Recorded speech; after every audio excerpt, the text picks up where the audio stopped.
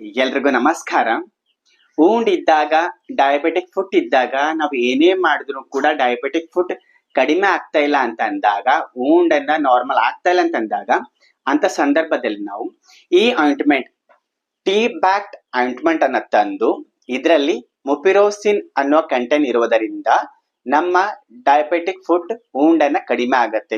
ಇದು ಹೇಗೆ ಮಾಡುವುದಂದರೆ, first normal ಸಲನಿಂದ ಚೆನ್ನಾಗಿ ಸ್ಟೈರಲ್ ಗಾಸ್ ಇಂದ ಚೆನ್ನಾಗಿ ಕ್ಲೀನ್ ಮಾಡಿದ ನಂತರ ನಾವು ಟೀ ಬ್ಯಾಗ್ ಆಯಿಂಟ್ಮೆಂಟ್ ಅನ್ನ ಅಪ್ಲೈ ಮಾಡಿ ನಂತರ ಚೆನ್ನಾಗಿ ಬ್ಯಾಂಡೇಜ್ ಮಾಡಿ ನಾವು ಆಲ್ಟರ್ನೇಟ್ ಡೇ, ಒಂದು ದಿವಸ ಬಿಟ್ಟು ಒಂದು ದಿವಸ ಆಲ್ಟರ್ನೇಟ್ ಅಥವಾ 2 ದಿವಸ ಬಿಟ್ಟು 3 ದಿವಸಕ್ಕೊಂದು ಸಾರಿ ಮಾಡ್ತಾ ಬಂದಲ್ಲಿ ನಾವು 3 ಅಥವಾ 4 ಡ್ರೆಸ್ಸಿಂಗ್ ನಲ್ಲಿ ನಮ್ಮ ಡಯಾಬಿಟಿಕ್ ಊಂಡ್ ಸಂಪೂರ್ಣವಾಗಿ ಕಡಿಮೆ ಆಗುತ್ತೆ.